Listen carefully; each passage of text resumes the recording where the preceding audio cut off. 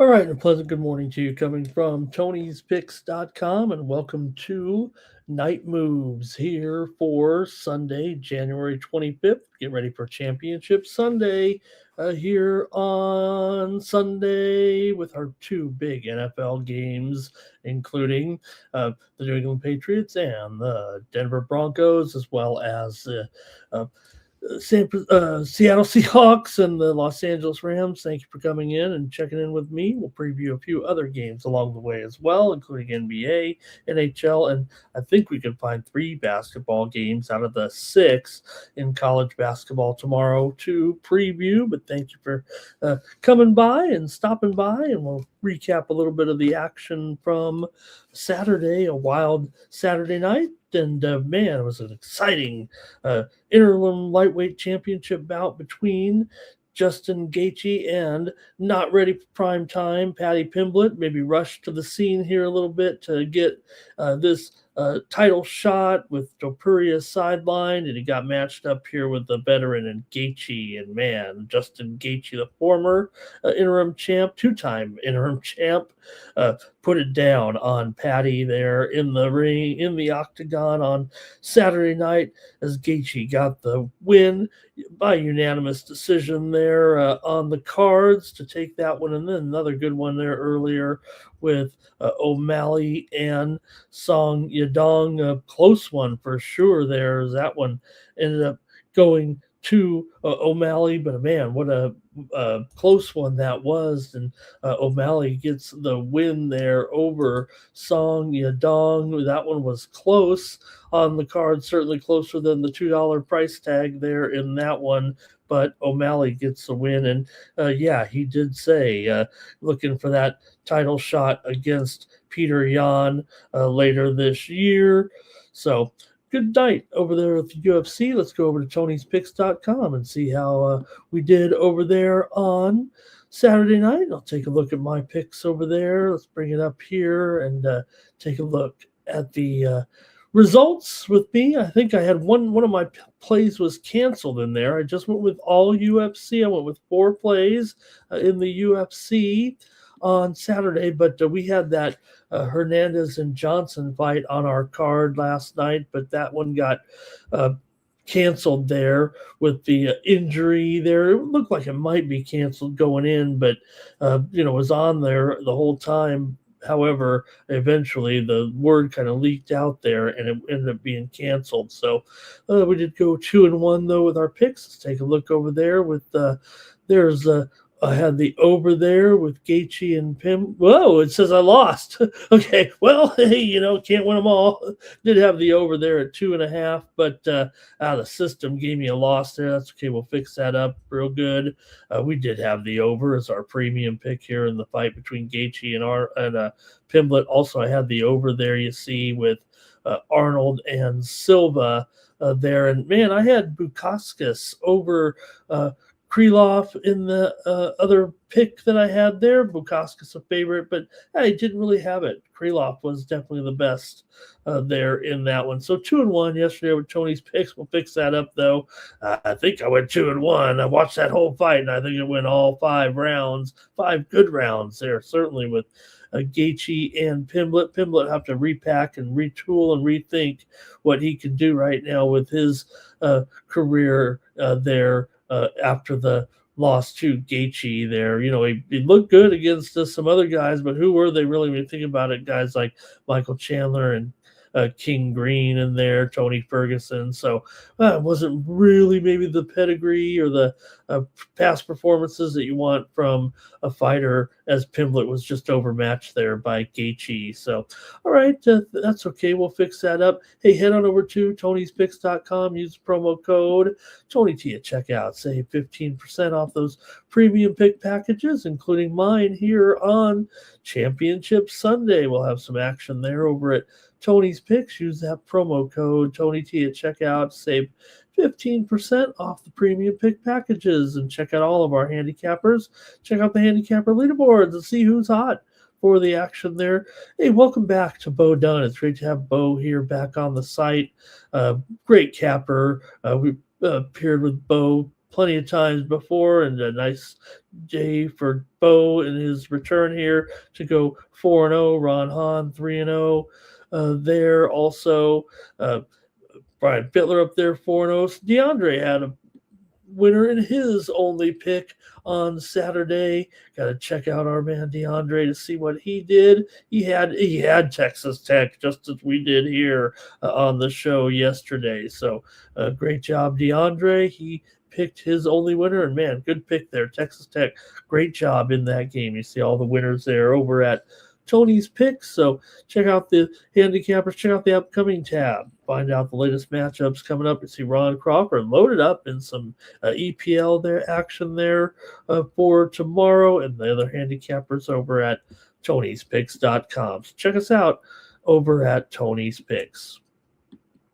We're going to preview the action here in the NBA, NHL, NFL, might as well, here for Sunday. So get your picks and comments ready in the chat. I like to feature them on the screen as we go along. I want to say hello and welcome to Old Gapper here, our man over there from the UK. And there's Tim as well early. Timmy Two Shoes is here tonight. Talk a little sports and sports betting with me. Here's Andre. He's good morning there. He went 3-0 there. Mr. Wesker's touting Gaethje there in the chat. Cinefigured Out's here tonight. Hello to Cinefigured Out. Good to see you back here as always. And he says, why is the line only 4 for the Denver game? We'll talk about it here in just a moment.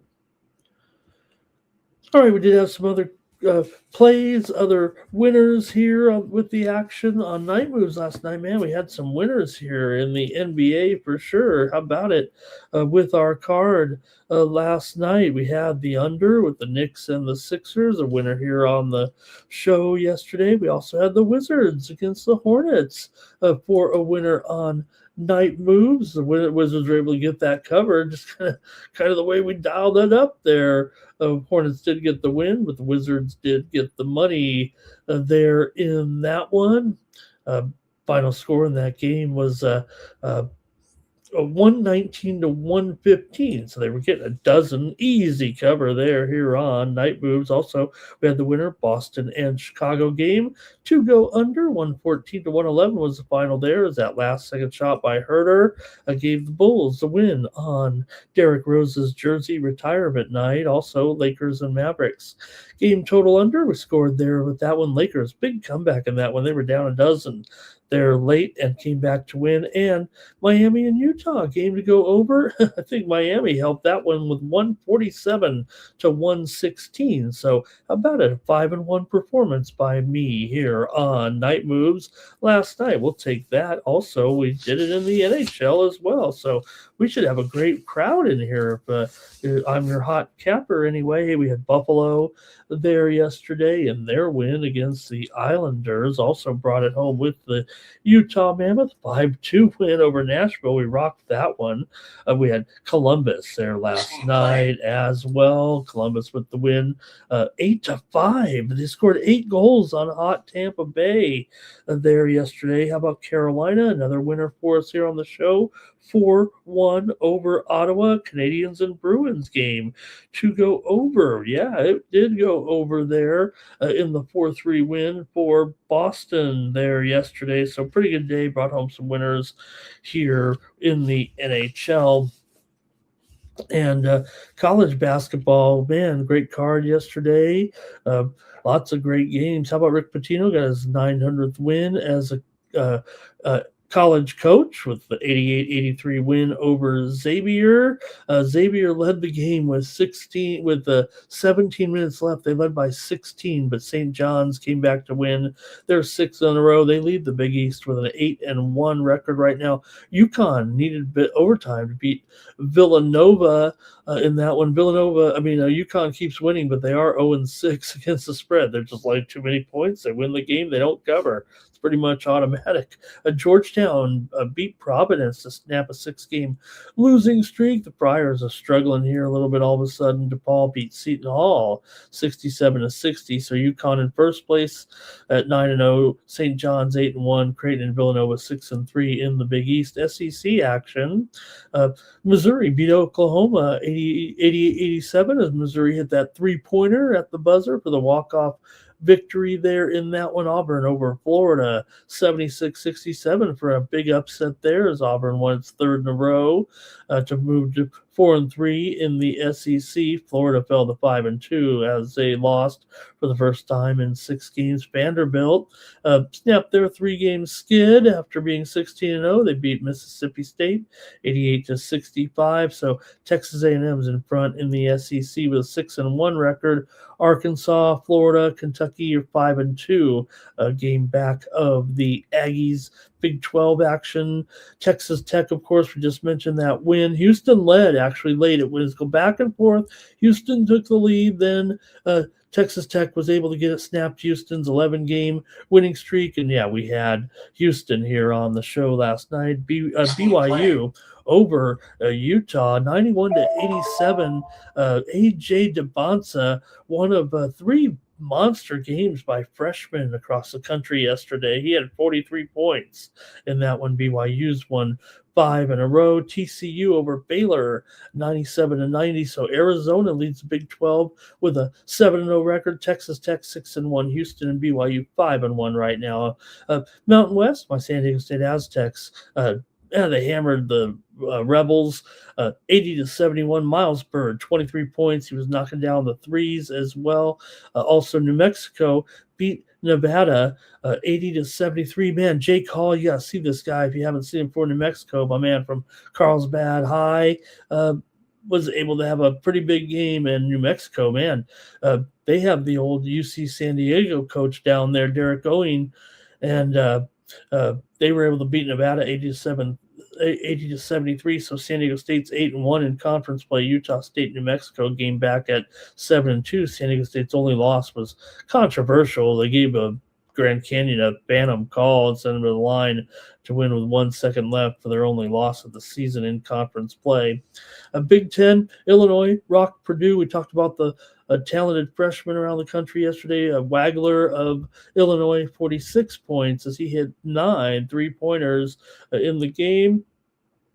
And Illinois did beat Purdue. Not only did 3 freshmen scored over 40 points, 2 freshmen scored over 30 points across the country yesterday. Nebraska beat Minnesota 76-57 as Nebraska improves to 20-0. 20-0. They're 9-0 in conference play.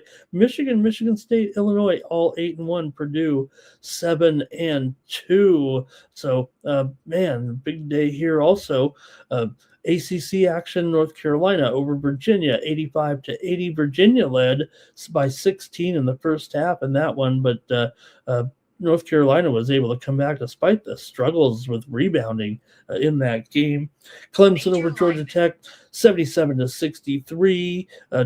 Clemson very balanced scoring there in that one. Duke 7-0, Clemson 7-1, Miami, NC State, Virginia are 5-2 in the ACC. Gonzaga had a scare from San Francisco, but they did win 68-66 as Gonzaga beat San Francisco for the 34th straight time. Gonzaga's won 14 in a row. Their only loss is to Michigan. Pacific over Seattle, 56-54. Pacific never trailed, but had to hold off a late rally.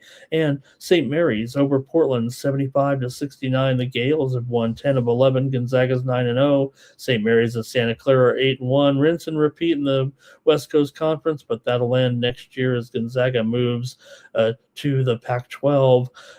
Missouri Valley, Illinois Chicago over Bradley, 85-70. The Flames are one of the best defensive teams in the nation. No one forces more turnovers in the Missouri Valley than the Flames. Northern Iowa beat Murray 81-76. So Belmont and Murray are both 8-2. Bradley is 7-4. It's important in that league because that league only gets one bid. Atlantic 10, Rhode Island over George Mason 74-67 as George Mason lost for the first time in 10 games. And George Mason here falls there they were hot, but man, they usually are pretty solid. They don't really turn it over at all. VCU beat Davidson 75-67, and St. Louis leads the conference 7-0. George Mason 6-1. VCU and Dayton are at 5-2. That's another pretty much a one bid league. Sunbelt Troy over Georgia Southern 83-78 and Georgia State beat Arkansas State 82-81. So Troy is 8-1 in the Sun Belt. They have a 2-game lead over Georgia State. Big West, Santa Barbara over Long Beach State 74-71. Irvine knocked off UC San Diego 61-59. So Irvine 7-2 in the Big West. There, Hawaii. Did we get the final yet? There in Hawaii, I think they were in action here late tonight.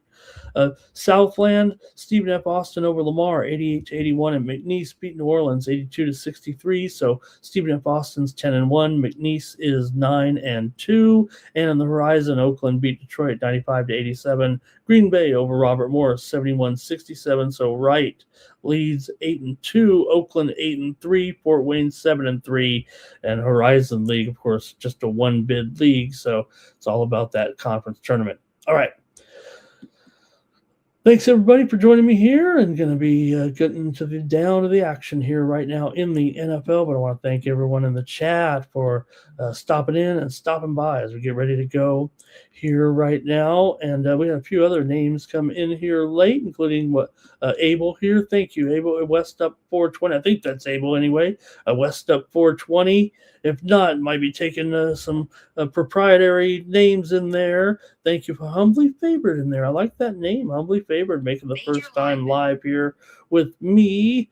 And let's see, who else is that? As we get ready to go here, I'm ready to go with our NFL previews of our two big games. Let me just look around here, make sure I don't miss any important information from you guys. Yep, really good to go there. Okay, appreciate that, you guys. All right, let's get ready to go here with our NFL preview right now. We'll talk two big games. I want to hear from you guys. We'll start it off in the AFC in Denver. We saw last night Robert Kraft. He loves UFC. He was taking in the game there at T-Mobile Arena before heading to Denver. I would imagine if you're Robert Kraft, you're going to stay in Las Vegas tonight because the massage parlors in Denver pale in comparison to those in Las Vegas. So maybe he'll leave in the morning. The Patriots favored here in this one by 3.5, and the total here 43 is a travel into Denver. Well, we know the major storyline here anyway with this game, and we'll break down some of the trends and information for sure here with this one. But unfortunately for the Denver Broncos, they'll have to be in there with their backup quarterback in this game after Bo Nix did go down with an injury, and he's just going to miss the rest of the season, unfortunately, with that broken ankle. I guess is what it turned out to be there. Jarrett Stidham, a veteran who has NFL experience. He might be Mr. Preseason, really. He's really terrific when he's out there, but hasn't thrown a pass this season, or I don't think last season either. So he'll come in a bit cold. Good call by Denver here. Unlike some teams that were in a late season push when their quarterback went down and they might have called on other, you think of what Joe Flacco's done recently with some teams and Phillip Rivers and his situation with the Colts. That's never going to be the case for Sean Payton and Denver. I mean, he's going to roll with this guy. In fact, it may be a little bit of a ego there for Payton as he says, hey, we can do it with any quarterback in there. Now, Stidham probably even has a stronger, I would say, a stronger arm than Bo Nix. What makes Bo Nix so special? I mean, not only the ability to run, but when to run, I think, is what's made him so good. It's funny because Bo Nix, we think of him. Uh, I think he had a really solid season, but he still had several games where his, statistics really weren't up there. Almost uh, uh, low numbers, if you will, with some of his passing yards, really, in some of the games. But then again, he also turned in big performances as well. So, Patriots are 15-1 in their last 16 with a 13-3 spread record in those games. Last four games, the Patriots have allowed just 10, 10, 3, and 16 points. And, Denver's offense is sometimes challenged, especially with this running game right now. There's only big question marks coming in with RJ Harvey here right now. Look, I like Beatty, I like McLaughlin, but it's really supposed to be on RJ Harvey. But for some reason, it's not a matter of not only not getting the carries, but also not getting the yards on those carries. He's been a big underachiever, actually. And you're going two good run defenses in this game. I mean, Denver is a top two run defense in my mind, and also the Patriots. I've got them as a top seven defense here. So I think we tough on the run actually in this game. My favorite player actually probably in the entire game is Cortland Sutton. Of the Broncos here, I think Stidham might be able to find him here, but I think in general, my feeling is, and we've heard from plenty of experts and non-experts, probably like myself, but talking about how Stidham can fill the void here for Bo Nix. I mean, he's a veteran backup for sure. He's been with this team, and I think that's what I was saying about it is that you're going to go with a man who's a little bit, at least very familiar with the program, and that's just how Sean Payton does his business, too, I think. So, look, I think between Sutton and maybe Marvin Mims Jr., they can stay in this game, but I just think it's such a big drop off from Nix to Stidham. Not necessarily that if Stidham wasn't, was a starting quarterback in the league and had the repetitions every week, I think he might be okay in a matchup. This is the AFC Championship game. This is not a game where you're putting the guy in there. You are putting him in there for just the one game or more if they can win the game. But unlike the regular season where you might just need a guy for a week or two and get your starter back, there's a lot of pressure and you're playing more elite teams now. Maybe when you get thrust into the starting line if you don't have control, and you might be playing an elite team, but you might also be playing a subpar team. Here, you're playing one of the best teams in the league, obviously, in the New England Patriots. So, look, for the Patriots, Hunter Henry is probably my all systems go player maybe on this entire card. I think Hunter Henry, I would look to maybe even play Hunter Henry. I probably will a multiple touchdown. I'll probably take him as a 2 touchdown guy in this game tomorrow. I think he is the difference maker. This will be a great, Hunter Henry's had a great career already, a pretty good career, real good career. I feel like this might be the Hunter Henry game actually for the Patriots. We'll see, but it was Drake May, and if that running game of the Patriots gets held in check by the Broncos, like I said, I think the Broncos have one of the best run defenses here by far. So can Henderson and Stevenson kind of get off tomorrow? Maybe I should say it vice versa, right? Stevenson and Henderson. Henderson, I'm not saying he's been a no-show, but they've obviously turned to Ramondre Stevenson here for the most part. I mean, he's turned in basically 5 outstanding games in a row coming in. Yeah, maybe the statistics weren't there so much in last game, but remember the key catches he had. Not a lot of yards, but he was getting the ball at the right time. So, but I think for me, out of the wide receiver core, I'd probably prefer Stephon Diggs here. I mean, it's easy to say, but I think I prefer him over Keyshawn Booty and Demario Douglas. I'll remember Demario Douglas had that explosive touchdown kind of get the game going last time and kind of surprise everyone with his catches there anyway, right? To get that early touchdown. But I think, like I said, Hunter Henry for me, and Austin Hooper. Watch out. Austin Hooper might get some action. I think the Patriots rely on the tight ends a lot tomorrow in the game to take them here over the top on the Broncos. Patriots have also been putting a lot of pressure on the quarterback, so we'll see if Stidham has the maneuvers, the moves like Bo Nix, because the Patriots have 13 sacks in the last 3 games overall coming in. So Drake May is obviously 2-0 in his playoff career, but he's going to have to go on the road here. Now Vrabel is 4-3 in the playoffs, 2-1 on the road in his coaching career. Patriots as a favorite, 10-3 ATS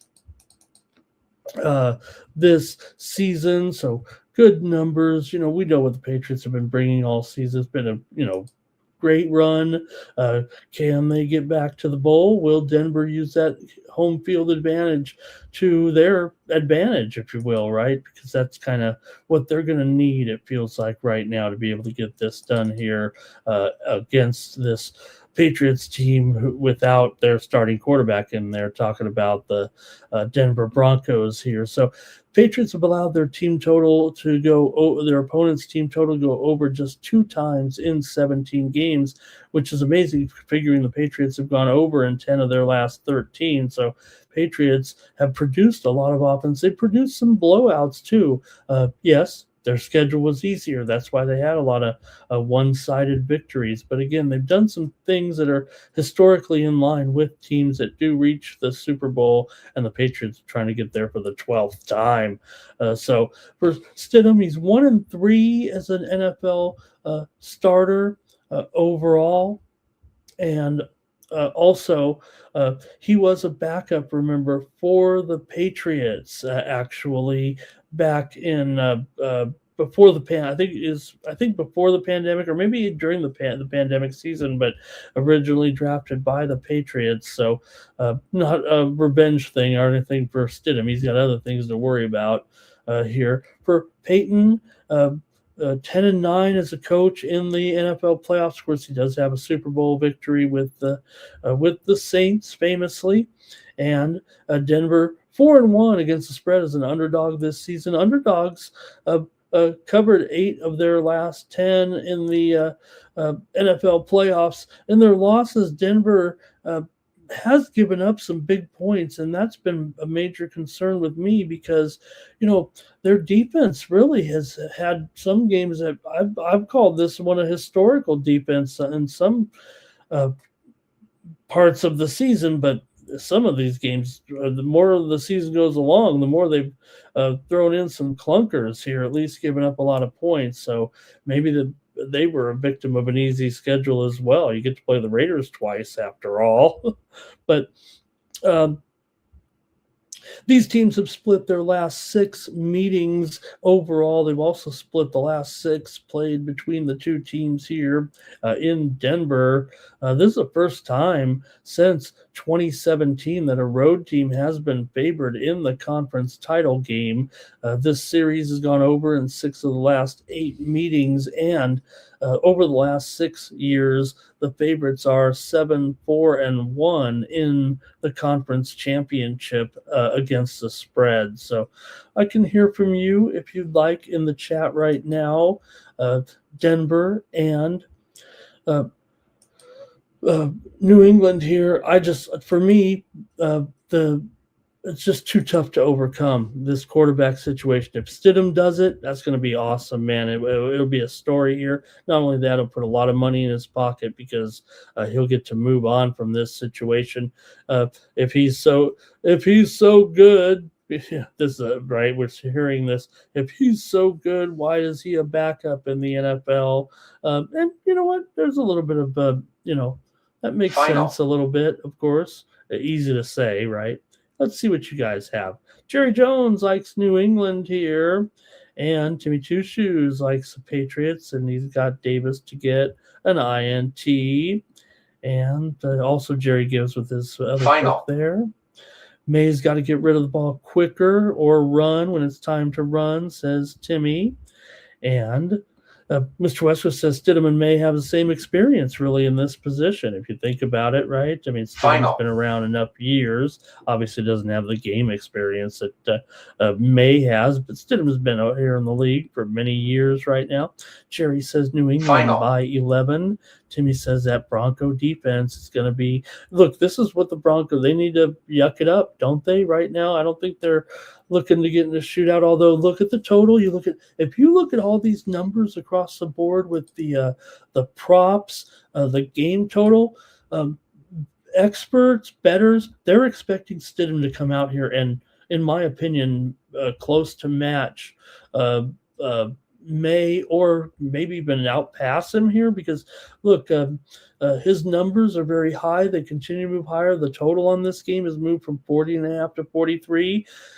The funny thing is, I don't think that's what Denver want, unless, hey, if Stidham comes out here and he's had us fooled the whole time, and no one took a chance on this guy and he lights it up, then that's fine. We'll credit him and say, but to see the way these numbers have moved here, look, they say that big games aren't about the big money; it's the public money, right? And this one has only continued to move higher. All of Stidham's props have continued to move higher, not only his attempts, his completions, and his yards. So bettors, odds makers are expecting a big performance from Stidham, more so than maybe what odds makers had originally set there. With those original yards, these numbers here, these yardage numbers and prop numbers have gone, I don't know, through the roof a little bit. I don't want to say it like that, like it's a big push, but there's definitely been increase in the numbers for Stidham and the offensive numbers here with some of the props. So Cinna Figured Out says, why is it only 4? And again,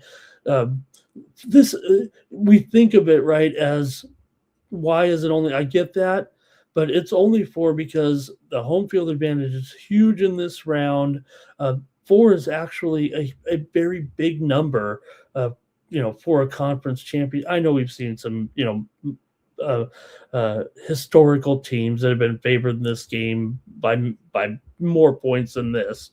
But in today's era, it's usually pretty close. Hey, hello to Devin in there. Jerry's got Seattle by 6. So I think the spread is just low enough for me to want to stay here with the Patriots and say they can get it done. I'm pretty sure that I'm on Denver if it is Bo Nix in there. What would the spread have been, right, with Bo Nix in there? I don't think that Denver would have been a massive favorite. In fact, you look at the look-ahead lines, right? It was relatively close between the two. All right, let's see here. Maybe 26-20. Andre says Stidham for an interception. Mr. Westwood says the Houston defense about the same as Denver, except no interceptions from C.J. Stroud in there, but Bo Nix has had his issues with some interceptions as well. Let's see here. Hunter to get that TD. I'm going to take him for 2, I think, Timmy, also. I'll play the ATD and then go for another. Cinna Figured Out here says should be 7 or 10. And this one sounds like he likes the Patriots. Mr. Westwood likes Denver to win this one on the money line here. And Jerry says 24-18 there right now. And Mr. Westwood's starting to see some 4.5s here now. So might be going back up here all of a sudden. Mostly for me, I see 3.5 at Circa, 4 at Bet Online, 4 at Bovada, 3.5 at DraftKings right now. But Mr. Westwood starting to see some 4.5. So the money coming back there on New England right now. So Timmy says the Patriots have a decent pass rush. You could say that again. They really do have a decent pass rush. I think Patriots defense, I would say, I don't think you're overlooked when you reach this stage, but I think as a whole, you don't have the necessarily the big names, maybe like Denver does on their defense. And let's see here. Any more here? And maybe Nick Foles, a little Nick Foles magic in there, something like that. Mr. Wesker says May was pretty mediocre against Houston, right? And yeah, Houston defense very comparable, I would say, right, to Denver's. Now, I would have I would have said several weeks ago that Denver's defense was slightly better than Houston's, but I don't think I can make that claim anymore. And Peyton, does he have a coaching advantage here? Says Mr. Weskers, right? Uh, I think for me, I hope Peyton's ego doesn't get in the way here as it does so often with him there. Uh, we know that maybe Vrabel's Mr. Consistency or just the calm mind of the two there a little bit. And did you guys know that Coach Payton's daughter is actually a sports betting analyst? Ironically enough, Coach Payton's daughter, Megan, is actually a sports betting analyst. I think she's with DraftKings, or she's on some of those shows there. So, all right, Grable will have them good to go. Great comments from the chat here. Stidham interception, Harvey over in his receiving yards. Maybe the check downs. So that would be big, right? So for me, I don't like Harvey's rushing at all. I don't know if I even like Denver's rushing at all. Again, McLaughlin, who I thought would kind of get the kind of the carries there last time. He did end up with 4 carries for 21 yards, but remember, Denver kind of went away from the run, and maybe they shouldn't have in that last game. But I think for me, I like Harvey. Over in his receiving, but under in his rushing. You talk about exactly what Andre said there about the check down. So that's what I think is, Stidham. I don't think they're going to press him too much, but like I said, the yardage, the numbers kind of say that they are going to go.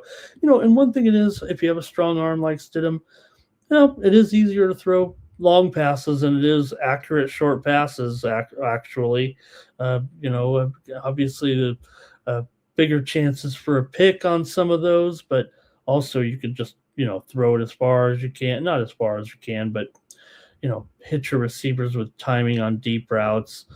Okay, let's see here. Henry TD over in his catches. Thanks, Andre. Great plays in there.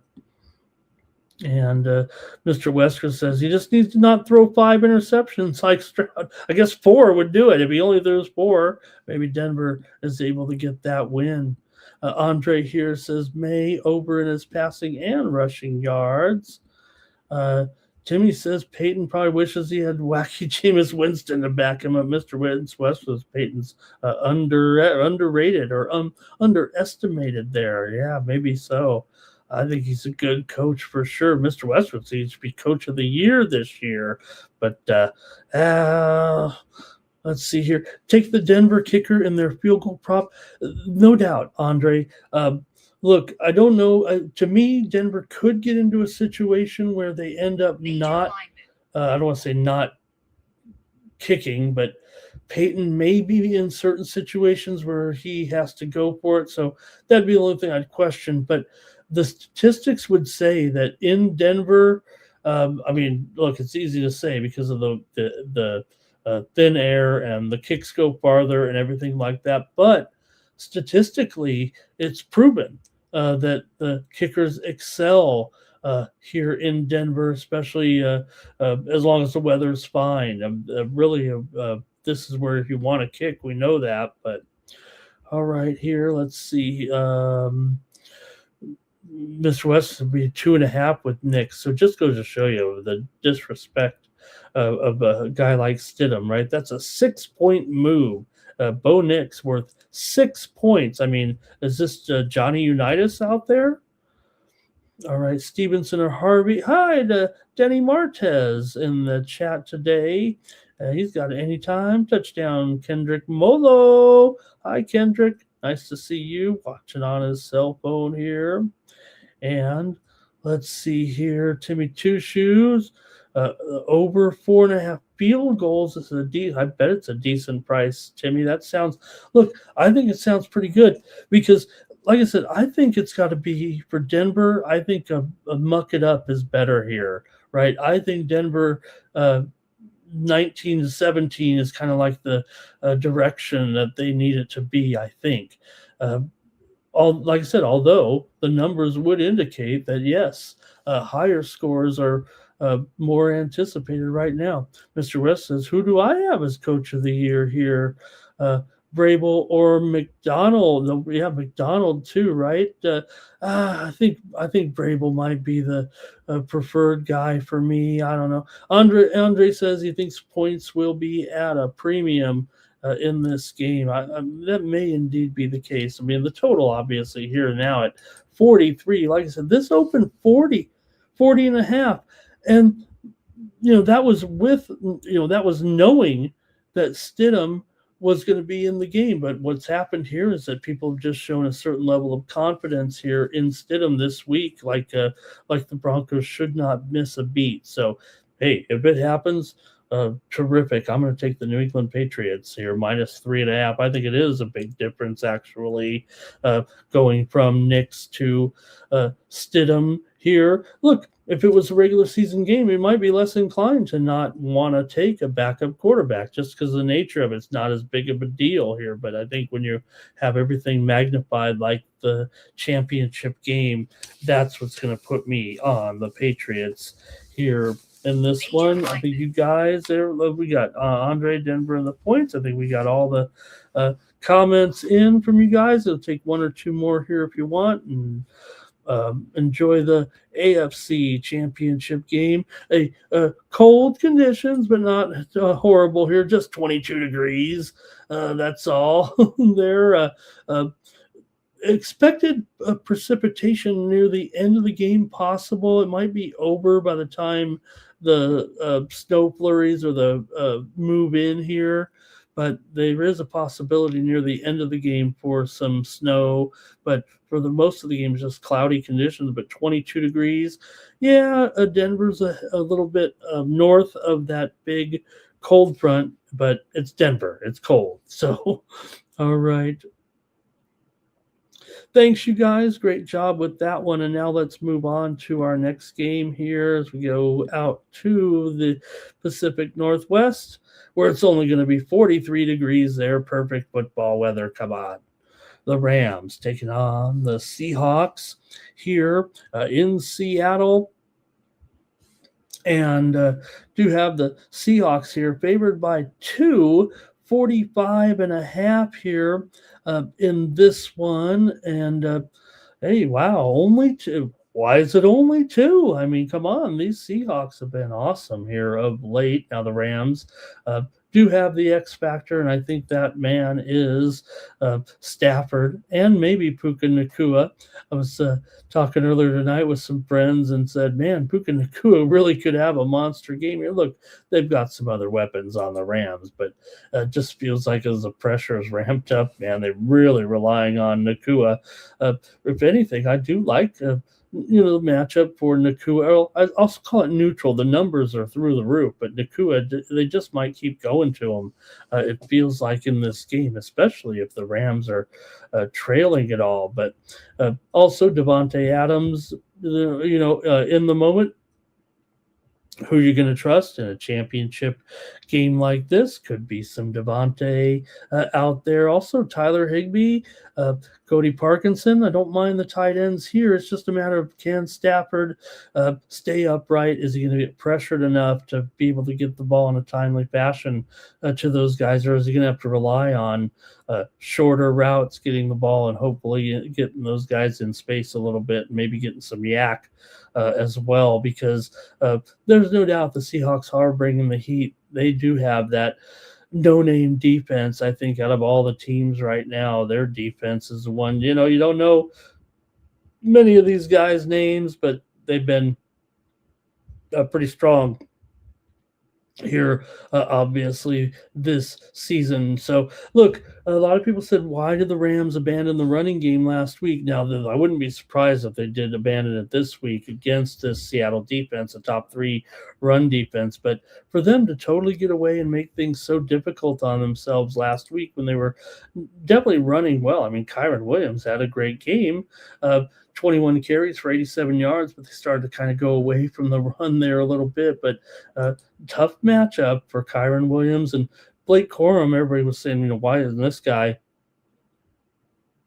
uh, not even getting any touches actually there. It felt like in the last game. He did rush it six times for 19 yards against the Bears, but it felt like Corum, who has had games where he's like an impact player, but the Rams just had other plans. So remember when did anybody see the video where Oz the mentalist went in there and with Stafford, and they did that. You know how Oz the mentalist does it, right? And they said they would play that the Rams would play the Broncos in the Super Bowl and win 23-14.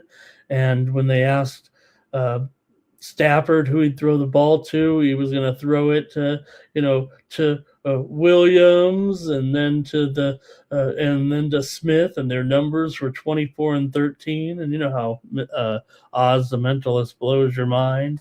And could it be 23-14 in the Super Bowl with the Rams over the Broncos, like Oz the mentalist said?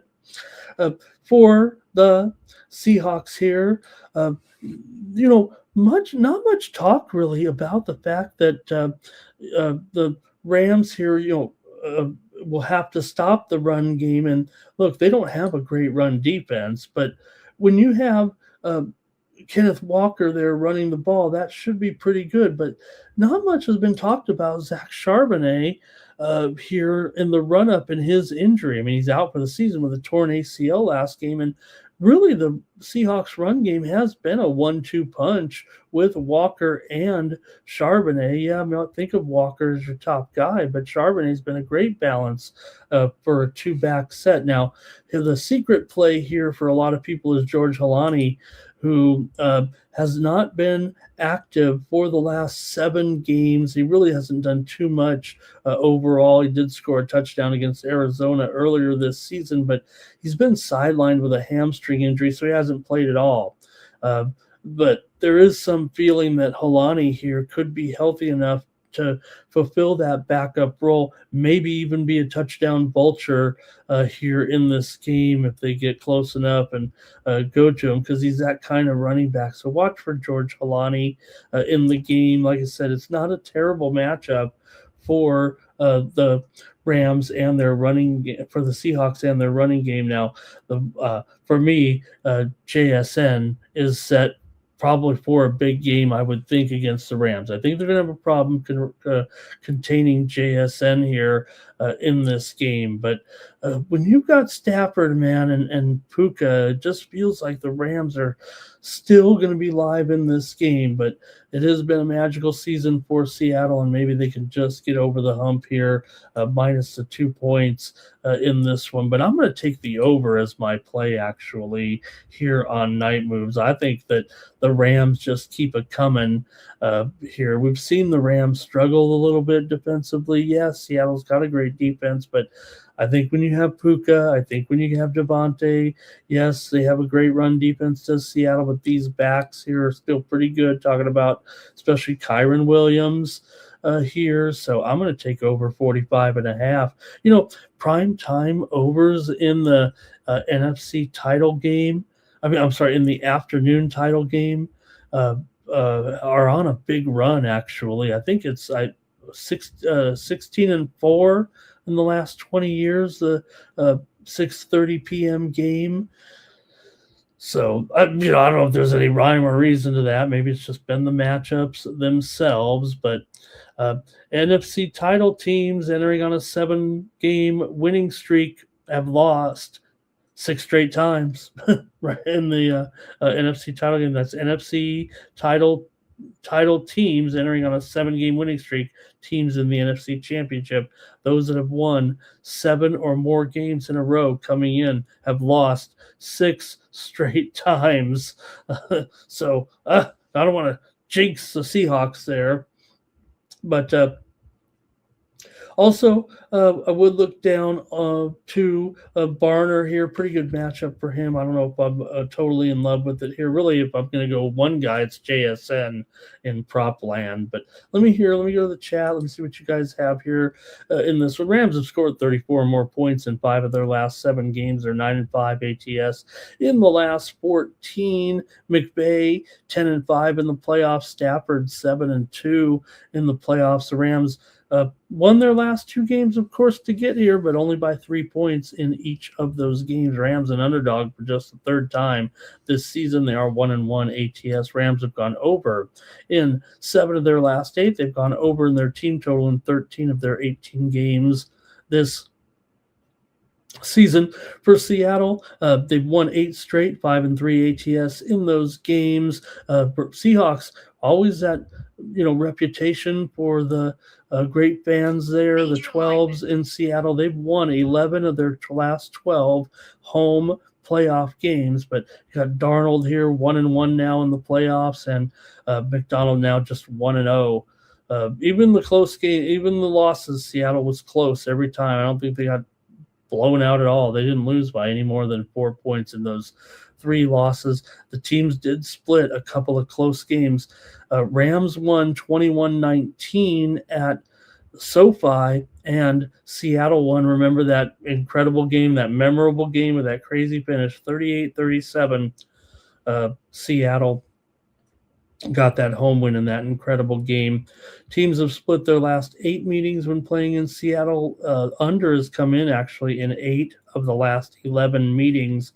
And in the last 6 years, as we said, favorites getting it done. Let's go to the chat.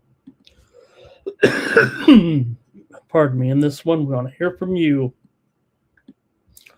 Here we go. In our evening game, Cinna figured out, says, should I do the 7 points in there? Okay, Andre says Rams points and money line and a little bit of an under. Timmy does like Parkinson all day long right there. Mr. Wesker said he is surprised by the line there. And Timmy says the Rams don't have to worry about Charbonnet because, he was looking pretty good. How about Terrence Ferguson for an anytime touchdown in there? Yeah, look, I think for the Rams here, the tight ends are definitely in play.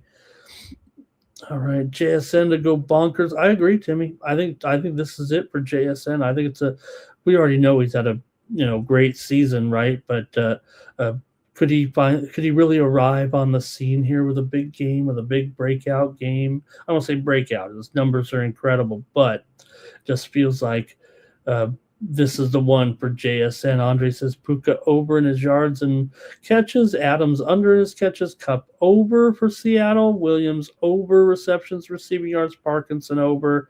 NJS over and Barner over. That sounds like an over from Andre. Also, it says Walker over. So it sounds like a high score from Andre's perspective. Yeah, a little bit of under in there. And Timmy says, they do focus on JSN, and, we'll see because, Rashid Shaheed did have the big special teams play, but it doesn't necessarily feel like he's involved in the offense too much. Cooper Kupp, obviously here, but really beyond that, that's all they have in the receiving core. Yeah, maybe Jake Bobo can get in there right there, and but maybe a little bit of thinness in Seattle, so you need some big-time JSN. Andre says Walker TD, Puka TD, Parkinson TD, Cup TD. Wow, that's 28 points right there, pretty much.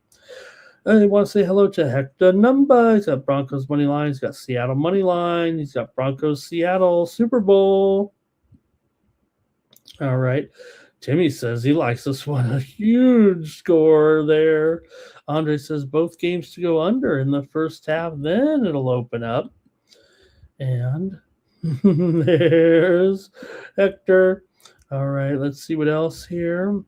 Colby for a TD in there. Andre, Rams on the points. Okay. And let's see. Is that it from the crew? Mr. West was going to go with the Seahawks, though. Says if the Mariners couldn't do it, maybe they can pick it up for Seattle. Look, Seattle deserves a champion. They've been to the bowl, obviously, a famous bowl game, but famous Super Bowl. Darnold to throw an INT, and it's tough, right? And look, our Darnold's been cleared, obviously, from this injury that kind of was talked about last week. Really didn't look like it, other than when he first got caught there and caught and had to limp off a little bit, but really didn't feel like it affected him too much, right? So he's persevered. He's persevered, and he's in his moment here, it feels like. All right. Stafford for over in his passing yards. It just seems like, the Rams maybe get a little pass happy and then just can't stop themselves. All right. How about Whittingham in there? Whittington, I think Andre means. Who did have it? Like he caught one series. I thought he caught a couple of balls in a row. And how about Verse for a sack? All right, you guys. Guess that's it from this one. I'll go over here in the game between Seattle and the Rams. Okay, you guys are done in the chat, so we'll get rolling here and talk. Oh, man, I tell you, it's a little bit of not a letdown. I love talking all these games with you guys, but talking NFL, and then we got to get our NBA in. But we need to get our NBA in, especially after such a great day yesterday in the NBA, and we'll get to it.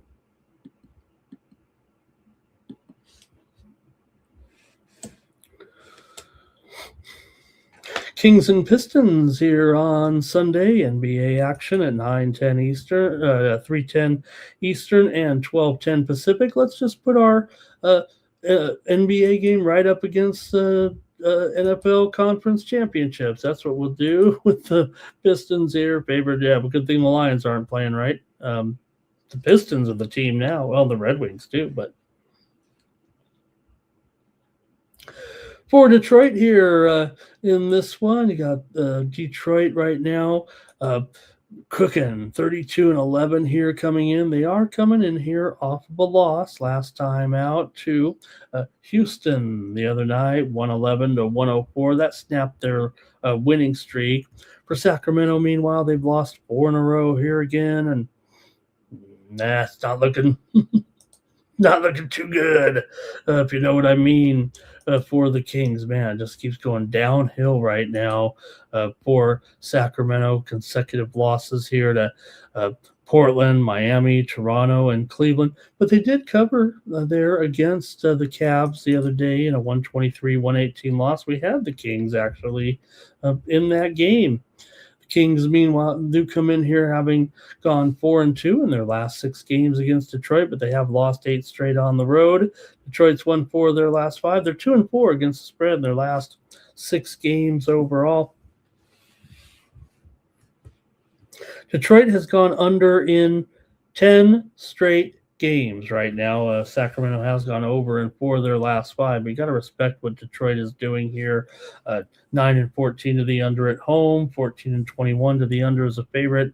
They're not losing games, so they must be playing some kind of defense to keep these teams so low that they've gone under here in 10 straight ball games. Impressive.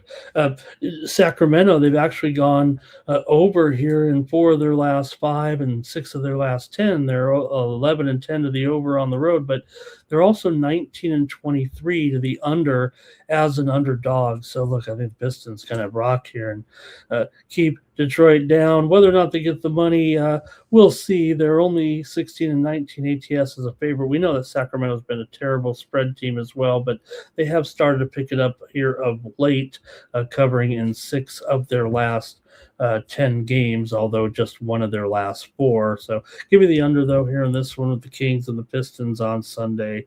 I'll try the under again with Detroit. seems like they've been going under in every game. All right, here we go. It's going to be Andre says take the Pistons to win this one, and I think get the money there. Andre filling the role of Greg tonight. Thank you, Andre. Detroit money line though for Hector. Oh boy, Hector, that's going to be there. How about DeMar DeRozan for 15? There. And Mr. Wesker says can't lay 13 and Pistons team in the favored role. Yeah, as good as they've been, right? Just 16 and 19 ATS. Not that Detroit is overrated at all. Still 23 and 20, but man, for a team with such a good record that, maybe we're thought to be a sleeper team, they've certainly got plenty of respect from the bettors this season. Sacramento, they don't get any respect from bettors. They don't deserve any respect from bettors. Jalen Duren for a double-double, and Sabonis also for a double-double, says Andre. All right, next up, we've got the Nuggets taking on the Grizzlies here in this one. The Grizzlies are favored this one by 3, maybe 3.5 here, going up against the Nuggets. The Nuggets continue to be so good here despite their injury woes, right? Well, just injury woes or injury woe with Nikola Jokic out here right now, but they've done a nice job. They've won and covered again here 2 in a row. Sure, they had a little bit of a rut there, lost to the Lakers, lost to Charlotte. They have had some up and down results, but they've survived this. And Jokic isn't close to coming back here just yet. So, that's a wait and see mode. But again, they've done just fine this season here, performing well in his absence. So Murray is questionable. However, Peyton Watson is questionable. Braun is out. Gordon is out. Cameron Johnson is out right now.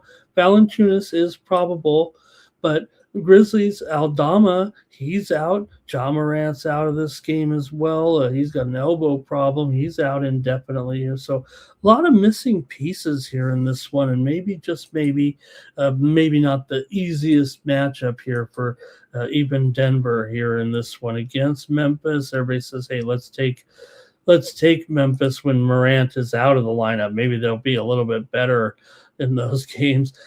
These two teams did meet back in November. Denver won at 125-115 as a 6.5 point favorite. Denver's a terrific cover team here this season with a great record and a great spread record, 27-19 ATS, 17-9 ATS on the road, 10-5 ATS as a dog. Memphis, a poor team, 18-25. They're 18-25 against the spread, 10-13 ATS at home. However, 10-8 ATS as a favorite. They are favored in this game over Denver. I've taken advantage of some of these games where Denver's been overlooked, but I do think this actually is working against them here. I'm going to take Memphis to get this one here tonight.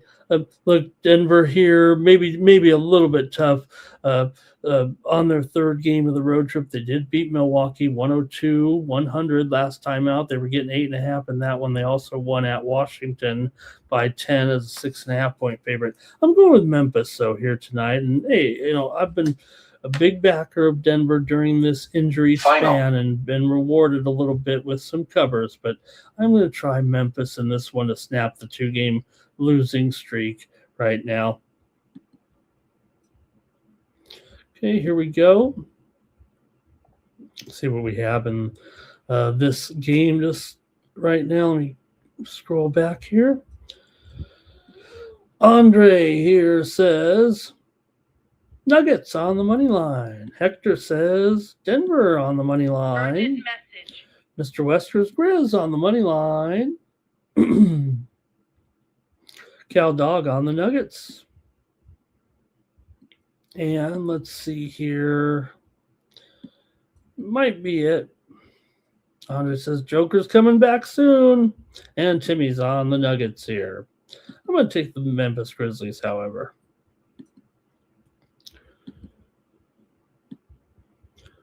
All right, Warriors and Timberwolves here on Sunday. Now, this one's a write-in game. It's a makeup game from yesterday. There was some social uprisings in Minnesota, to say the least, there yesterday. So I had to postpone the game. They did play the hockey game, but the hockey team now, Minnesota hockey team plays over in St. Paul. Obviously, the Timberwolves play in Minneapolis at the Target Center, so it was a little easier to play over there in that arena in St. Paul. So the Minnesota Wild did play their game last night, and so do hope and pray that we'll be able to get this one underway. That would mean things have calmed down a little bit up there after those events yesterday. So yeah, we want to see this one get played with the Warriors. I don't know if I should go. Probably should just roll with the same play yesterday in case anyone's carrying. I don't know if there's any real reason to not stick with my play.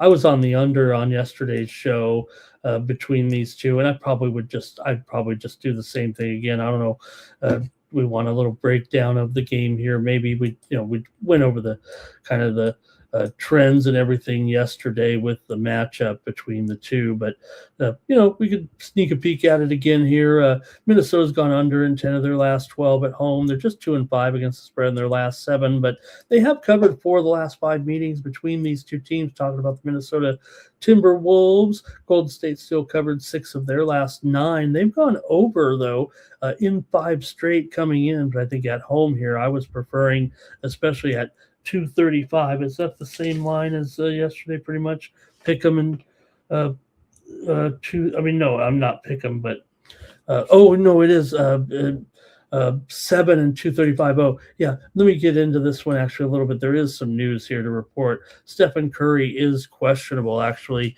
in this game now, so we'll have to see if he makes the lineup, and I think that might be why we're seeing this definitely an increased price compared, I believe, to yesterday when the line for yesterday's game was was 6, so maybe 5.5 or 6, so maybe it's just a little bit higher right now with this questionable tag there for Stephen Curry. Also DeAnthony Melton, he is questionable, and Al Horford questionable as well. Kuminga's out here, so I'm going to just roll with the under again here. I'm not going to get too into this one. Like I said, we previewed it there yesterday. And again, Minnesota coming in here on a 4-game losing streak right now, but the Warriors have also lost 2 straight. Warriors with consecutive losses to Houston, San Antonio, Utah, and Chicago. They are just 9-13 against the spread at home and 14-21 against the spread as a favorite, but the Warriors are not exactly great as a road dog either. So I'll just take the under in this one. Minnesota 7-15 to the under at home, although Golden State 14-8 to the over on the road, and they're definitely an over team, 28-18 to the over, but just 5-6 to the under as a dog. So that's why I ended up on the under here in this one. And just note that this series was already scheduled to be a 2-game series in Minnesota. They were actually going to play Saturday night and Monday night. This will now become a back-to-back, hopefully, with the games on Sunday and Monday here right now. Let's see what the chat has to say about this game. And it's going to be Timberwolves score 140, says Jimmy. Warriors and over, says Andre. Jimmy says Edwards goes way over in his points. Oh, T-Wolves and over. Thank you. Mr. Weston. Yeah, there was a little bit of a disagreement there. That one. And let's see here. No Butler, no dice, says Andre. Well, doesn't mean no dice all year because Butler ain't coming back this season. All right. Timmy says, yeah. Well, you know what, Timmy? Maybe, yeah. I mean, look, I think NBA crowds in general are pretty liberal leaning, and yeah, I think that's safe to say. let's see here. If Curry's out, Cal Dog might have to play. Here he comes. Now for the Warriors, Cal Dog from three. Kuminga hurt too. Yeah, but he hasn't played in a couple weeks anyways, I don't think, right? Timmy says the Timberwolves will be motivated to put on a show here. Yeah, why not? I actually think, actually we should be bummed about the deal there, but they're not. They're just part of it, right? Probably wear some funny shirts. They probably wear some shirts with some controversial saying that'll make the righties all mad. Remember the pandemic shirts and everything? Okay, guess that's it. Or back the yeah, and the remember. I mean, we think of Minneapolis, and yes, this is a terrible situation. We think of the George Floyd, right? It's always Minneapolis. What's going on? All right. Could this be Kerr's last year? It wouldn't surprise me if it is. I think he's hinted at it. I think he's hinted at it there for sure here right now. I know Mr. Westers would like to see Kerr out. Major lineman. Okay, let's go to the next one here. These all regularly scheduled here. Let's go to the Pelicans taking on the Spurs here. Spurs favored, pardon me, by 12 in this one. Total here 239 and a half. New Orleans coming in off of a win. How about it? The last time out over Memphis, 133 to 127. San Antonio, meanwhile, off of a win here. They've been pretty hot here lately. They're now 31 and 14. They come in off of a win over Utah. They had a Pop sighting last night. Pop was at a game in Austin, taking in a G League game. Pop was walking with a cane, but he was getting around okay. And, he's not coming back to coaching or anything, but no doubt. Oh, man, Lerner Tien just smashed Medvedev. What a loser Medvedev is. Couldn't even come through. I mean, Lerner Tien's a great up-and-coming, a good up-and-coming player, but, man, Medvedev just mailing it in here. It just looks like a goof out there right now. Okay, let's get into this one. Enough about these tennis matches. For the Spurs here, they are 11-9 against the spread at home. For New Orleans here, look, they've had a few moments here of late. They're definitely, struggling overall, but hey, they were able to get that cover there last time. They've actually covered here in 3 of their last 5. They're 5-12 ATS in their last 17 games overall. New Orleans has gone just 3-14 straight up in their last 17, but they've covered 6 of the last 7 meetings against the Spurs. Spurs are 2-4 ATS in their last 6, despite winning 4 of their last 5 overall. And San Antonio 5-1 straight up in their last 6 games at home. San Antonio's gone under in 11 of their last 12 games overall. New Orleans has gone under in 8 of their last 12. But look at this total. 239.5. Well, that gives you plenty of room to go with the under here. Now, New Orleans does go over a little bit as an underdog, 24-19, but San Antonio's 8-13 to the under at home, 11-19 to the under as a favorite. Do you really think that just because you're playing New Orleans, all of a sudden San Antonio's going to throw up a big number on them, or will they do it defensively more so to me? So I got to go under in this one with the Pelicans and the Spurs here on Sunday. New Orleans done well in this series. Like I said, 6-1 ATS overall. The two teams did meet in their first matchup back in December, and New Orleans lost 135-132, but they were getting 8.5 in that one.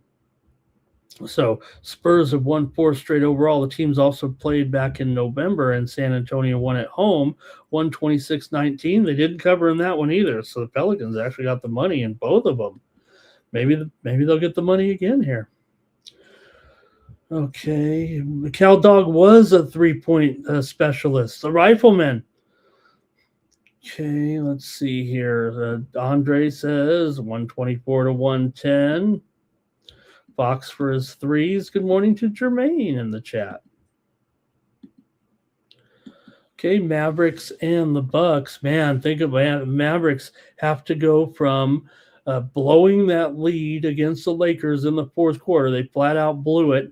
They're giving the Lakers some credit there, but all of a sudden they were on a 4-game winning streak, a big time high. They were probably counting their ways, couldn't wait to get their ready meals and go on the plane and start chowing down, playing some cards.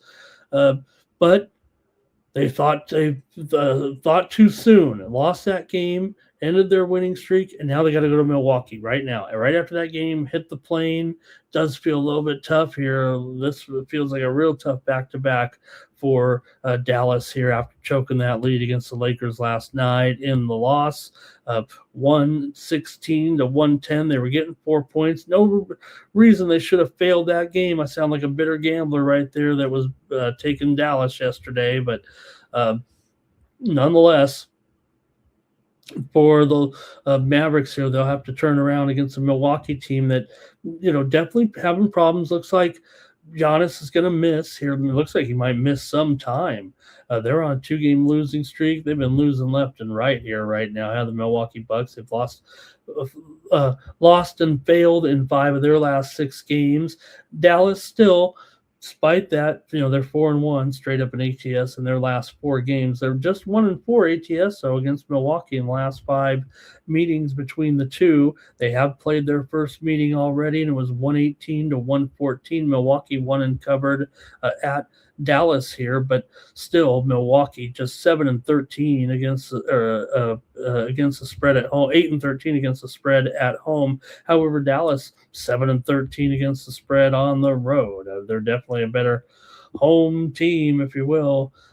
5-14 straight up, and this one's practically a pick'em coming in. So yeah, Giannis has the injury designation here, and he's going to be missing time. We saw him walk out of the game, and nobody knew at first. You see him walking off there in his last game, but has a calf injury, and it's that same calf injury that sidelined him for so long, for extended time. So I would just expect right now that Giannis is going to be on the shelf here for a while. For Dallas here, Cisse is questionable. For the Bucks, let's see what else they have. Kevin Porter Jr. is out of this game. AJ Green questionable. Gary Trent Jr. probable. So we'll see. Maybe Dallas will feel they're definitely playing better. I mean, you got to give them credit here a little bit. Dallas has looked a lot better, and Milwaukee's been terrible. So maybe that will fire him up a little bit to maybe be motivated enough, as tough as it might be to go on the road and win this game.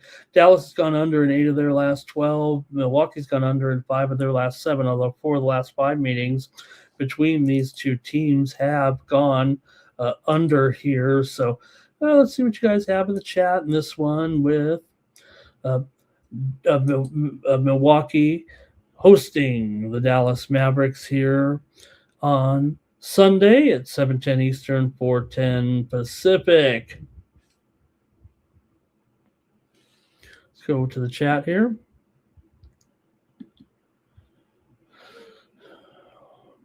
Yeah, look at Mr. West. It's a fake injury in there, right? Just trade the guy already. Let him go. Let him go somewhere and get in line. Maybe get a title run or something. You got to play for the future if you're Milwaukee. CalDog says the Mavs sold out. You mean in that Laker game or in that last game? What a disaster! I mean, they outscored the Lakers 35-14 in the third quarter to take a double-digit lead. End up blowing the game. CalDog's on the Mavs. Timmy says Mavericks and maybe the under. Mavericks defense solid, says Mr. Weskers. A real tricky team to beat. They are improving rapidly defensively. I think specifically. Cooper Flag. I mean, this guy isn't, taking it, almost started to take it for granted that he is 19 years old right now, too. What's up with all these teenagers? Only if we could turn back the clock. And Marshall over his points and rebounds. Andre says they just stopped playing and they stopped attacking. Yeah, and a team like the Lakers are going to be able to take advantage of that, even they are certainly up and down right now. But the Lakers look pretty fired up, and I don't.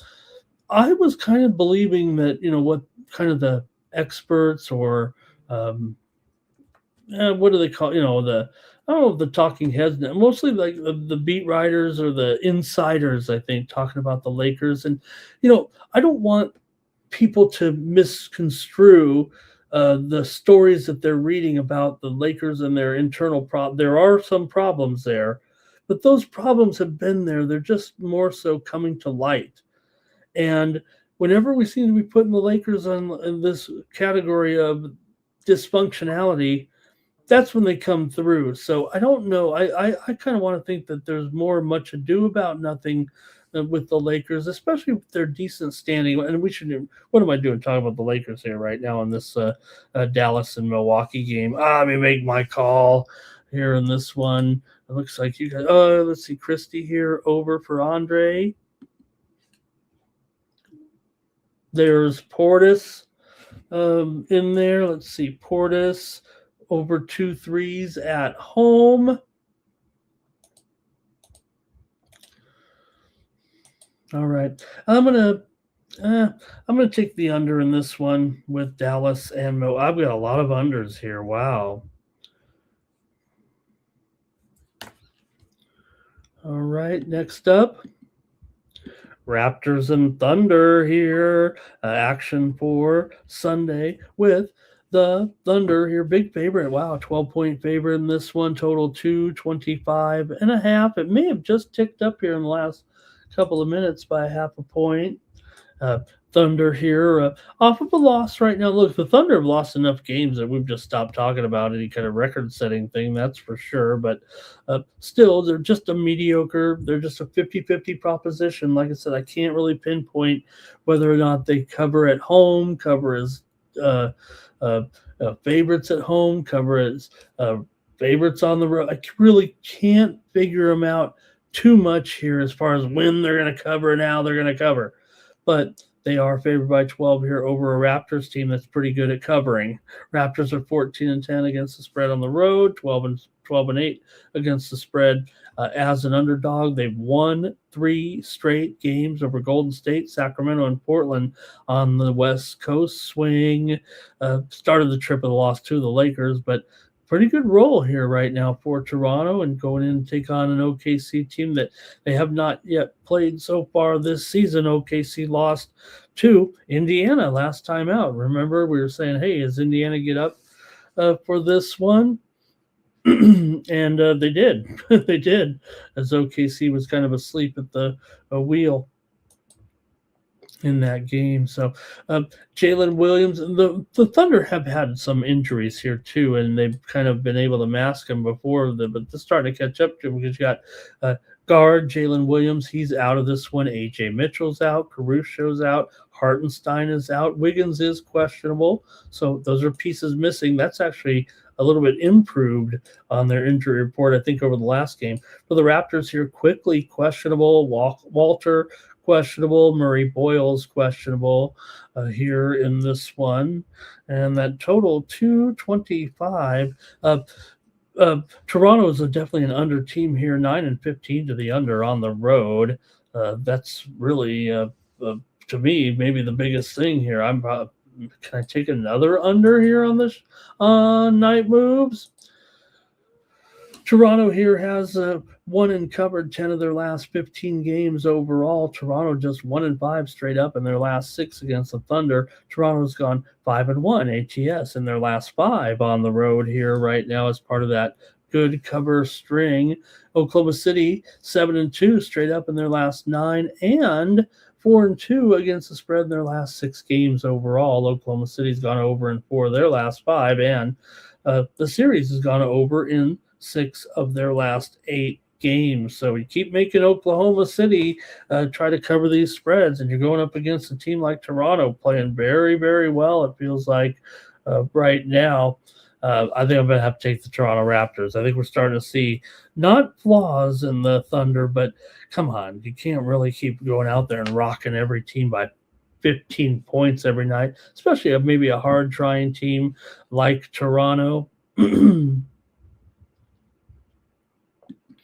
um, I think I like the total better, but I didn't want to give out another under. I think I like the under, but let's go with Toronto in this one. I think Cal Dog might like it over. Timmy says he's on the Raptors. Oh, since I'm playing the Raptors, take OKC. He never gets. Oh, he never gets Toronto right. Okay, I get it. Jermaine says here it comes, and by the morning he's going to be buried in a giant pile of snow. All right, and Mr. Wesker's on the Raptors here. Says they're live. Maybe to even win this one. I don't mind that. This good spot to take a money line, huh? Be safe out there, everybody. Hope this is not the storm of the century, but the the schedule looks like the early days of the sports schedule, right? With all the cancellations.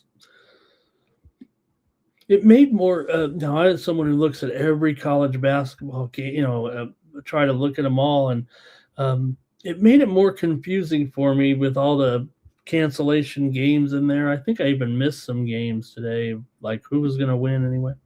All right, let's go next to the Heat taking on the Suns. Got the Heat here, 24 and 22. They've calmed down a little bit after all the hype I gave them early in the season. We still made money with them here this year. They're a good, profitable team, but Phoenix Suns right now are just, pretty strong, man. I mean, when are you going to start to say, hey, maybe this Phoenix team can compete with, I don't know about Oklahoma City, I don't know about Denver, but man, Phoenix, I don't know. Are they the third best team in the West? They did lose last time out. Did the Phoenix Suns to Atlanta 110 to 103. We were on Atlanta in that game. That snapped Phoenix's 3-game losing streak. Miami just won last night at Utah 147-118. Now they're shooting down here to Phoenix, and Miami is definitely an up and down team.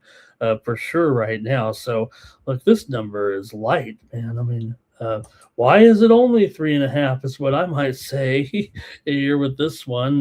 Look, Miami's done a nice job in a lot of these games. This is a 5th game of the road trip. Their 2 wins are over Sacramento and Utah. They lost to Golden State and Portland. Like I said, Miami's a decent cover, 14-10 against the spread as a dog, but the Phoenix Suns are 15-4 against the spread at home, 16-4 against the spread as a favorite here, and you're only laying 3.5. I got to take Phoenix to do it again. Come on, Phoenix has been just a boon here right now. They win every time as a favorite, it seems. Phoenix is 6-13 to the under at home, 7-13 to the under as a favorite, although Miami does trend a little bit to the over. They're 15-10 to the over as an underdog. Miami has coming in here covered 4 of the last 6 meetings between the two teams, but Phoenix's run not only is 15-4 ATS in last 19, 6-0 straight up at home in their last 6 games. Coming in here right now, Phoenix has gone under in 8 of their last 11. Miami's gone over in 5 straight, so they're doing what they do. Miami also over in 5 of their last 6 games on the road. So I'll steer clear. I think I like the under again, but I'll go with Miami. I mean, we'll go with the Phoenix here, lay 3.5 in this one. Okay. See what you got in the chat here a little bit. Thanks for joining me here on Night Moves. All right. Jimmy Two Shoes on the Suns. Mr. Westwood says this is what the spot he actually likes, the Heat. Cal Dog liking the Heat here as well. And let's see. I think that's it from you guys on that one. Let's get to the last game of the night here between the Nets and the Clippers this is after the football. Clippers by 8 here and 2-11. Currently, we're 2-11. I mean, could you imagine after what we've seen all year. This is like a low total in the 1980s. This would have been a high total. All right. For Brooklyn here, they're off 4 straight losses again. Here we go again, Brooklyn. Consecutive losses here to Chicago, Phoenix, New York, and the Boston Celtics, although they did cover a couple of those games against Phoenix and Boston. For the Clippers, meanwhile, they come in off of a win over the Lakers, 112 to 104. Clippers, though, just 9-13 against the spread as a favorite. Brooklyn, 9-11 ATS on the road. These two teams have not or have met in their first game. Their other game of this season, Brooklyn lost 121 to 105. Final. Clippers were a 9.5-point favorite in Brooklyn in that game. The Clippers are 5-1 straight up and 4-1 ATS in the last 5 games against Clippers. Brooklyn's dropped 9 of their last 10 coming in. Clippers have actually covered 13 of their last 17 right now. It's a big turnaround here in this one, but I don't know if they've got the killer instinct on a lot of those covers here of late. Mostly they've been in closely rated games because their start was so poor that even in the games where they were favored, they were only favored slightly. So these spreads are starting to get back where we might expect the Clippers to be favored. They've covered 9 of their last 10 games at home here in the Intuit Dome. So I'm going to go under here. I'm going to say this is a real funky Clipper game that maybe the Nets do hang in here, but give me the under in this one with the Nets and the Clippers. Got you in the chat here in this one, and the NBA segment's over. And let's see, Timmy Chusha's got some stuff there. Yep. All right, and Timmy says they will crush them here. Okay, yeah, maybe. I don't know. I think I'm leaning towards the Nets, but give me the under. I'll just take the under here in this one at 211. Who wants to go under with me at 211? Is it? Did it actually? Hold on a second. There might be 2. No, it's 211 or 211.5. Okay. I might be on Brooklyn there, actually. Okay, here we go. That's it for the NBA. We've got some hockey tonight. We've got a few games on the ice. Let's take a look.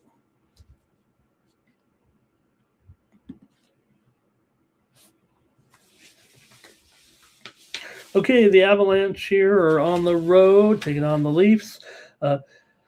Avalanche here, a big favorite on the road here against Toronto, minus 170. Look, we've seen Sacramento Avalanche here kind of get back to normal. They've had a few losses. Let's just put it that way. This has probably been the roughest streak of the year for Colorado. They've dropped 2 in a row and 4 of their last 5. I mean, they're still terrific, but have shown some vulnerability. And not only that, they were at home in a lot of those games. They've been losing at home right now for sure. In their last few games, it's been pretty ugly here actually in some of the games, giving up a lot of goals. Colorado's lost 4 of their last 5. They've still won 10 of their last 15 on the road, and they've won 6 of the last 8 meetings at Toronto.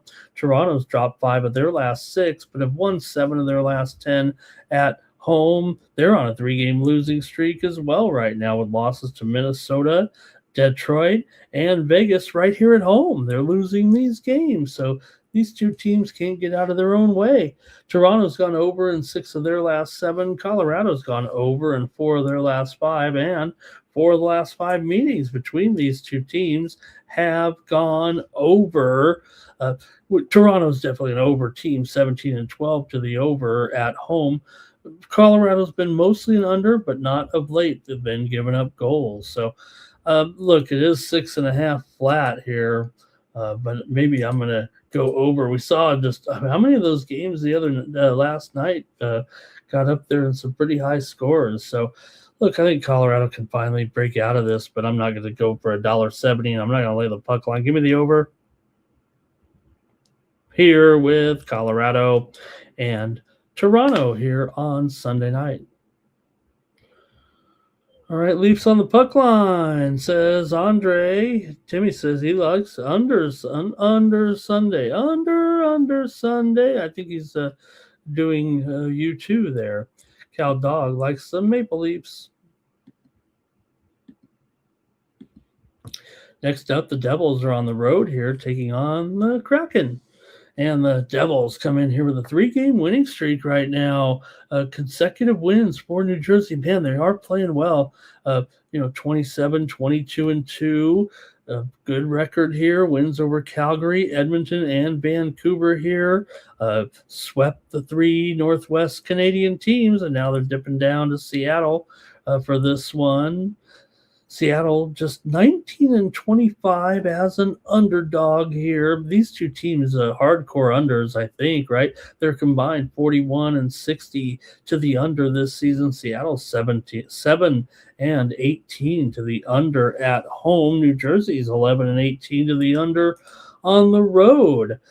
New Jersey's won 5 of their last 6. They've also beaten Seattle in 6 straight meetings. Seattle just 1-5 straight up in their last 6 here right now. Seattle's gone under in 6 of their last 8 games at home. New Jersey's gone under in 4 or 5. Talked about the solid unders. Well, these two teams just met 11 days ago, 3-2. New Jersey got the win at home. It was a 6 straight under between those two teams. I got to go under in this one with the Devils and the Kraken here on Sunday. And we'll see. Devils, hey, I think they're looking pretty good here. A lot of close games are coming through in close games. They're not winning by a lot, but they are winning. Usually a lot of 1-goal games, of course, for the Devils here. Here is Cal Dog. He likes the Devils in that one. Timmy wants to go with Seattle. Andre's on the Devils. And I think that's it from you guys here. Go to the next one now.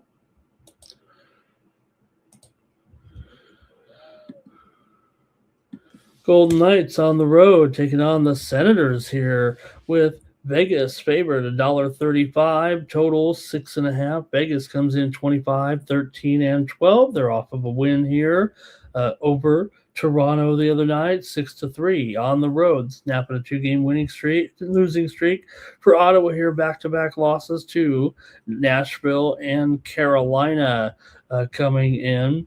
These two teams did meet earlier this season for their first matchup, and it was 4-3. Ottawa got the win actually in Las Vegas. So now look, I've got in here listed, and we'll see tomorrow and see what happens. But I've got Hunter Shepard in here listed in goal in the game here right now. The Senators have just recalled Hunter Shepard back up here to the big club as they made a trio of roster moves there.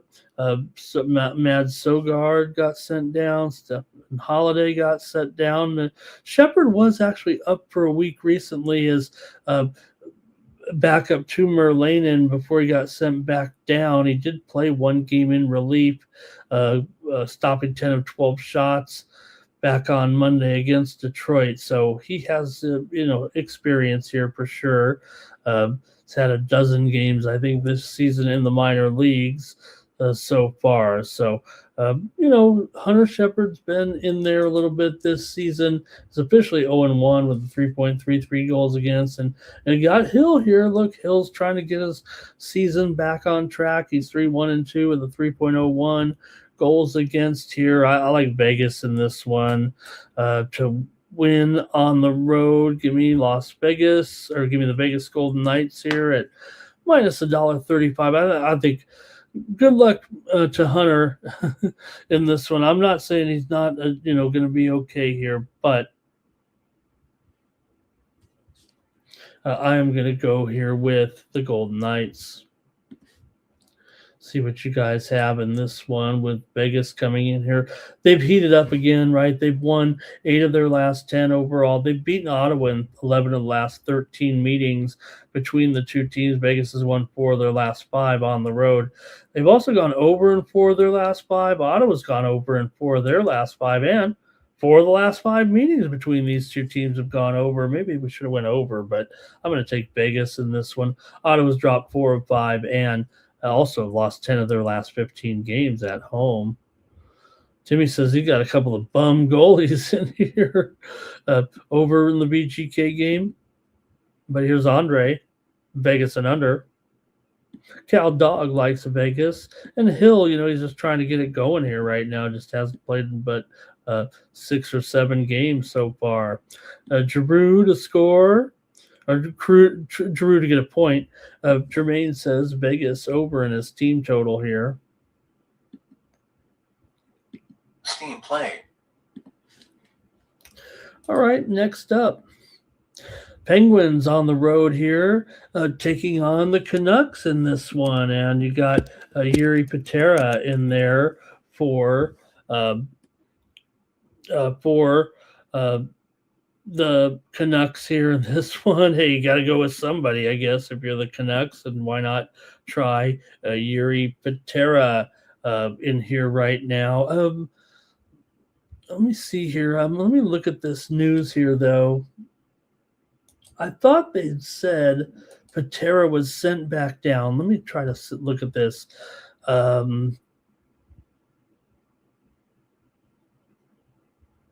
They had Talopolo up here for a while, and then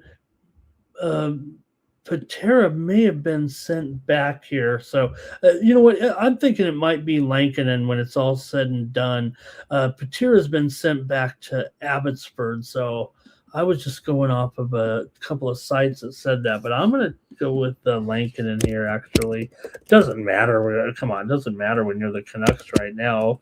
They're not going to win this game, right? So probably at $1.45 here for the Penguins. Probably just have to go with the Penguins. I mean, got to play something here, and yeah, it's going to be $1.45, I think, but hey, got to give out a favorite now and then, and that's what I'll probably do, taking Pittsburgh here against this Vancouver team that's still looking for a win here right now. The Canucks and this terrible time they've had. They did win actually the other night, and then they followed it up with a loss there against New Jersey the other night.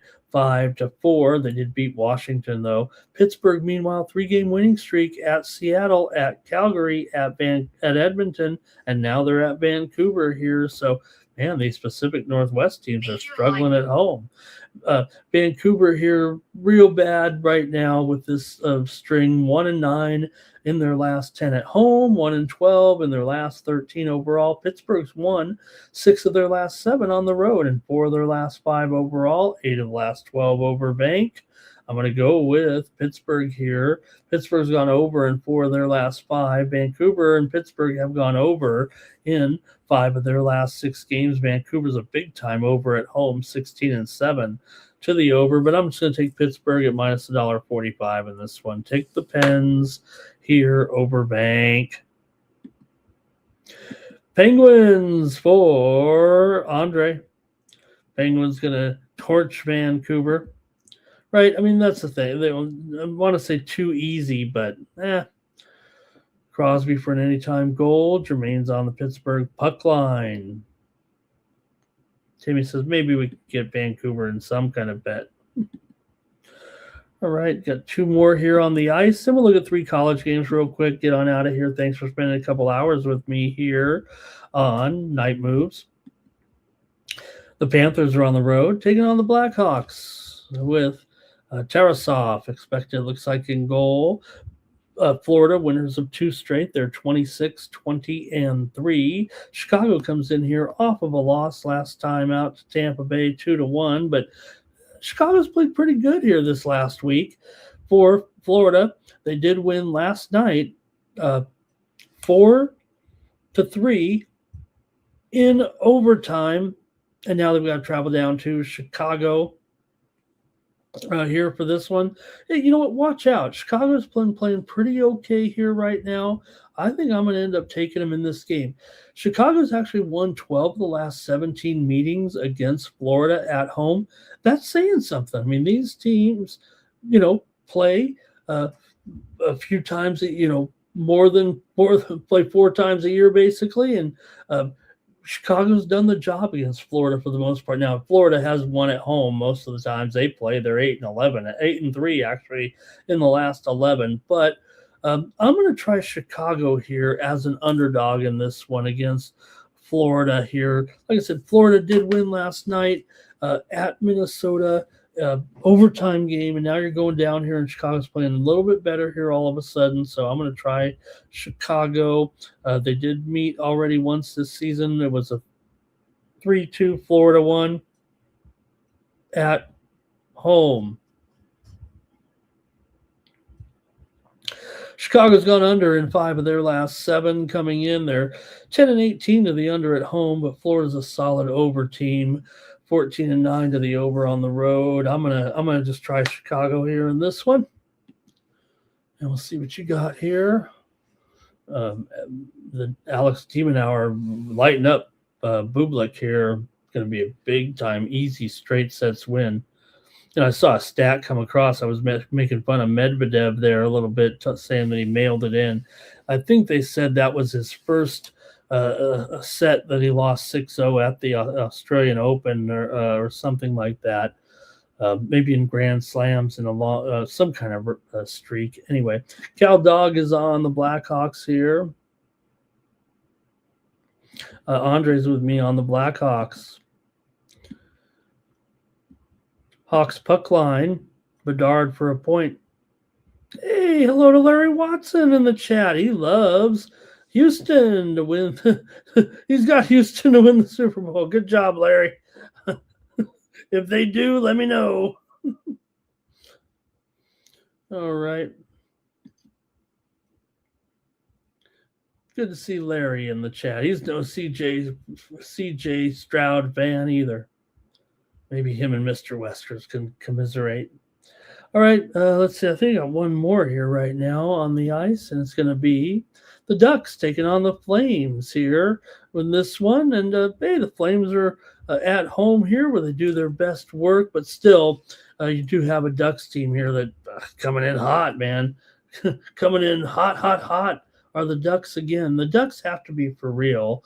They keep having these winning streaks right now. The current winning streak is 6 games here, although they still have lost 12 of the last 18 on the road, but 6-game winning streak coming in. I know it was just 1-4 in the last 5 games against Calgary coming in, but Calgary here has lost 8 of their last 11 games overall. Also, Calgary just 1-5 straight up in their last 6 games at home. Calgary has won 7 of the last 10 meetings between the two teams here, but man, they're Anaheim's hot. Calgary's actually lost 3 in a row here right now to New Jersey, Pittsburgh, and Washington, and all those games were at home where they're supposed to be, pretty decent, right? We said they're still 13-9 at home, but that's good for Calgary, but that's not good for the rest of the league, considering they're one of the worst teams in the league points wise. So I'm going to take Anaheim here to keep this going. This momentum right now is real solid for the Ducks, and they've got a team that they can beat here for sure. They have not yet played here yet this season. I'm going to take Anaheim tonight at Calgary. All right, let's see what you got here next up. And Larry is no fan of CJ Stroud. He's come in here just to talk about CJ Stroud. Timmy Two Shoes has, let's see here. No, he just, okay, let's see. Andre maybe on the Flames here. And Timmy says he's on the Flames. You guys are on the Flames there. Andre was on the Ducks. Sorry about that. Cal Dog on the Ducks. Dak Kush King stopping by. He's on the Ducks. All right. And see, Larry's got CJ Stroud confused with Caleb Williams, actually. Cal Dog says, Final. Let's see here. Oh, here's Anaheim money line for Jermaine. He says Calgary's terrible. And I think Andre's on the Ducks as well. All right, that's it for the hockey tonight. And let's go to the action here in college basketball. Look, there's only 5 games tomorrow, 6 games tomorrow out of this. There was originally scheduled to be, a typical Sunday card, probably 15 or 20 games, but several of them have already been played already, and then some of them are being moved to. I think most of them are being moved, but like Tulsa and Rice, they already played. Illinois State and Belmont moved their game up and played already. Tulane and Charlotte played. Games that have been postponed here until later in the week include Lemoyne and Fairleigh Dickinson, St. Francis and New Haven, Central Connecticut and Stonehill, Wagner and Long Island, and Fort Wayne and Indianapolis. So it's left us with, I believe here, I think a 5-game card, actually. So I picked 3 games to look at. Why not here? 60% of the games. Probably could do them all, but let's just keep it the way we have it with our format a little bit, right? We just take a look at a certain percentage of the games there, really. All right. And I want to say hello to Alex Popoff, bald and bankrupt. Isn't that traveler guy that does travel videos throughout Eastern Europe, bald and bankrupt? Isn't that his name? Does anybody know who I'm talking about? It's not me. All right. Yes, maybe it's me he's talking about, the degenerate gambler. Yeah. Boy, if I didn't have to bet on nearly every game, I guess I wouldn't have to be a semi-professional tout on YouTube. All right. And there's Jamal Giuseppe. Nice to see him. He's on the Ducks in there as well. All right. Okay, let me take it over to college basketball here with our 3 games we're going to look at here for Sunday. And I'm going to start off with Florida Atlantic taking on South Florida here. Florida Atlantic comes in 14-6, South Florida 12-7, but Florida Atlantic's been hot, man. And this team is young. They're good again. All of a sudden, they're good again. And not only that, this team is going to be coming on like gangbusters in the years to come. If not this year, they might be ready to go here and do something again right now. They look so good. How do they do it? Florida Atlantic right now. Florida Atlantic's won 5 straight. They've also won 5 of the 5-1 ATS in the last 6 games against South Florida. Florida Atlantic's also won 9 of their last 11. They did fail last time against Tulane, but still won by 5 at home. Florida Atlantic here is 13-5 ATS, 5-3 ATS on the road. For South Florida here, they are 8-10 ATS so far this season. Florida Atlantic won both meetings last season, including here at South Florida, 69-63 is a 2.5-point favorite. They also covered the home game. South Florida's 4-1 straight up in their last 5, 1-4 ATS, so in their last 5 at home.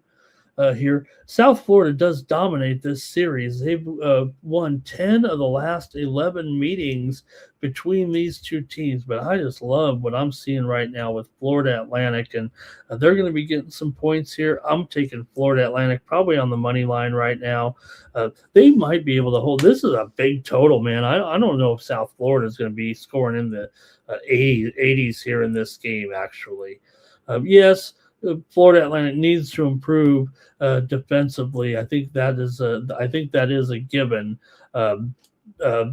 They're not a tall team either. They don't have a lot of interior presence, but I think they're just fine. They can crash the glass a little bit. So I'm going to take Florida Atlantic here. I'm pretty high on the Owls right now. All right. And let's see here. We got some good cappers, don't we, Jamal, in the chat tonight? We sure do. FAU with the points. FAU for Mr. Weskers as well. Owls for Cal Dog. Yeah, these are the ones, right? When you see a team getting hot a little bit, look, there's no doubt I am a little bit intimidated by that 10-1 record for South Florida at home against Florida Atlantic. But look, Florida Atlantic has not been, yes, they had the incredible run, but before that, it wasn't so great. Yeah, well, not only wasn't so great, but uh, here right now in the American, Florida Atlantic 6-1 in first place, of course. Andre's on FAU as well. And South Florida right now 4-2, so they're live. They're at home, no big deal. But right now, I just think Florida Atlantic is ready to take the next step again and kind of move up and start to capture the attention, much like Eva Jovic, the young 18-year-old, is capturing. Okay, here we go. Next up, Oregon taking on Washington. Here in this one, you've got the Ducks on the road. Just 8-11 right now. Washington 10-9. These are not your typical Ducks. They are on a losing streak. Washington's not doing too well either. They've lost 3 in a row, but Oregon's lost 5 straight right now. They're 1-4 against the spread in those games. They're also just 1-5 in their last 6 games against Washington. Washington here has lost 5 of their last 6, but they've covered 4 of their last 5 overall. But now look, Washington favored by 9.5. Here is to say that the Ducks, they've been hurt, they've been injured. We know that. And that's been a big deal for them this season because of Nate Biddle. Everybody was expecting him to be a big-time player. But not only that, you got Demir's been questionable here for a while right now. So it's just been a little bit of a factor here. It does feel like it could be a blowout, actually. You don't ever see that very much. Oregon's actually won 4 straight meetings over Washington here right now, but I'm just going to take the under in this one. These guys are definitely under teams. You got Oregon going under in 6 of their last 7, Washington going under in 4 of their last 5. 5 of the last 6 meetings between the two teams have gone over, but you look this season, you got Oregon 2-4 to the under on the road. I'm going to go under 146 with this one.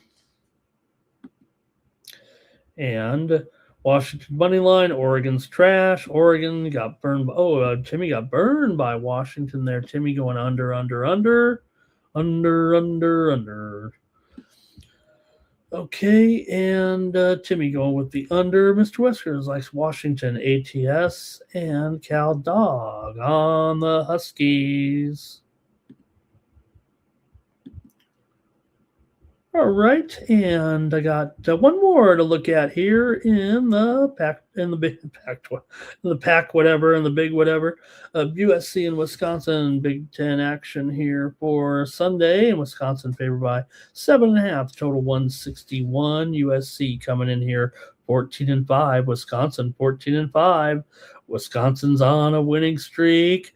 USC's actually lost 2 in a row just when they were starting to get that momentum going. They lost here at home to Purdue and Northwestern. So this one feels like it could be kind of tough here right now. You know, USC's been playing the Big Ten stalwarts, if you will, the old Big Ten teams. Wisconsin 9-6 against the spread as a favorite. USC is not a great spread team so far, despite that 14-5 record, and they are just 1-3 straight up as an underdog. Teams met last year at SC. Wisconsin won that one 84-69. So still looks like a big spread, but the Big Ten teams at home are doing a real good job covering right now. Big Ten teams, a good home record. USC has gone just 2-8 in their last 10 games on the road, dating back to last season. Wisconsin has won 10 of their last 11 at home. They've won 5 in a row here and gone 4-1 against the spread in their last 5. USC has gone under in 5 of their last 6 games coming into this one. Let's hear from you in the chat before I go this time on our last game. And then that's going to do it for Night Moves. 2 hours of fun with you guys in the chat. Here we go with Timmy Choo-Choo's on Wisconsin Cal Dog says, give me SC and I'll take it up to 9. Mr. Wesker is like an SC here to cover this one. All right. I think that's it from everyone in the chat. So I got to make my call here with this one. Look, the move's been on Wisconsin here. I'm taking the Badgers here against SC in this one. Andre's with me. I think that's going to do it for Night Moves. Thank you, everybody, for joining me here. Really appreciate it. Be back tomorrow with more Night Moves. We'll talk about what happened in the NFL. We'll look ahead to the week ahead as well. And thanks a lot, everybody, for joining me here on the show. Head on over to Tony'sPicks.com and take a look at our premium picks over there. Always, my best bets are at Tony'sPicks.com. You know, I'm on a lot of some other channels, some other shows, but just know that my best picks are always over here at Tony'sPicks.com. Welcome back to Bo on the show, on the site, and also all of our handicappers. Make sure you use that promo code TonyT at checkout. Save 15% off the premium pick packages. I'll be ready to go here after my 2-1 performance in the UFC there on Saturday night. That's going to do it here for Night Moves. Thank you for spending some time with me here. Really enjoyed it. We'll be back tomorrow with more Night Moves. And for Tony'sPicks.com, I'm Ramon Scott. So long from Night Moves.